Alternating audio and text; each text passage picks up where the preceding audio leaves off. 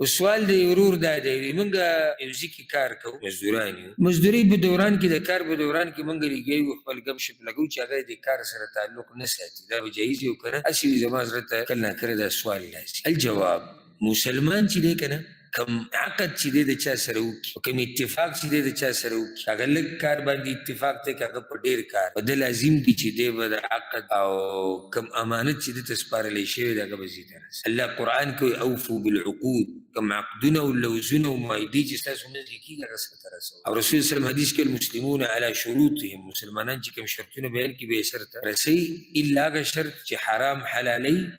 یا حلال حراموي هغه به سرته نه رسي امام ترمذی دا حدیث را اوس ضرور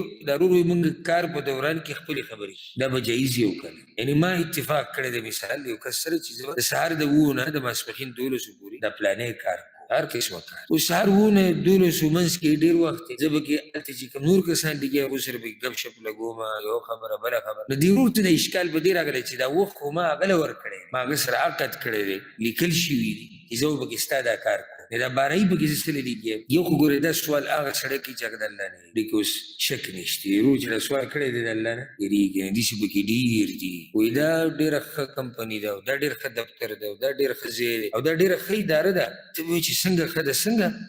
لاړ شه دسکت وکړو ښه تاسو ډېر خوش قسمته یې یاره زموږ ځای کې داسې دی معنی تاسو ډېر خوش قسمته حرام خورئ موږ خو حرام نشو تاسو ډېر خوش قسمته دوکې به کې کوئ موږ خو هغه دوکې هم نشو کولی صحیح ده دغه کس ته پته نه لګي خو ابرو زموږ خبره کوله د جمعې د شپې په هغه درس کې الم یعلم بان الله یرا الله وایي ده ته دا پته نه و چې الله ویني الله خو ویني ښه اوس د کار په دوران کې د چا سره خبرې کول کله داسې چې دا خبرې تا د خپل کار نه وباسي دا خبرې تا د خپل کار نه وباسي او هغه څه چې تا عقد کړی دی عهد دې کړی دی او څه شرطونه یې تړلي هغه پکې ته سر ته نشي رسولی نو بیا به دا پرېږدي دا به نه کړي ولې ځکه چې دا خلل را شي ستا د کار په منځ کې او که وشوه او که وشویم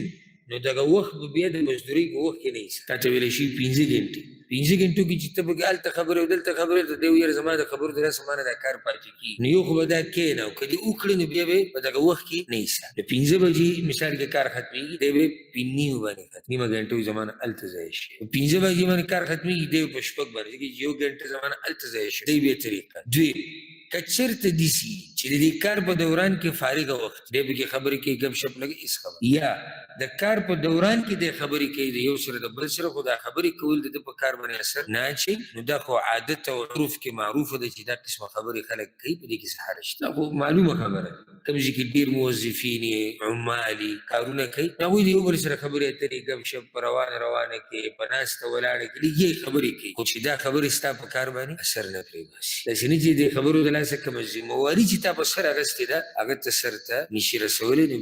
بیا به هغه نه کوي نور دا عرف او عادت کې چې کومې خبرې موږ د یو بل سره کوو او په کار باندې اثر نه کوي دغه روایت اوس که چېرته هسې یو مسله ده که چېرته په تا باندې څوک شرط کېږي شرط چې ماله به دا کار کوې تا ورته سیده کوم خو د دې پلاني سره به خبرې نه کوي یا به دا پلانې میلمه کې نه راولي به یې نه او تا ورته وایي صحیح ده نو لازم به ته اوس دا شرط سره ولې ځکه چې تا دا شرط قبول کو تا ورته وایي چې صحیح ده نو بیا به لازم سر ته رسې والله اعلم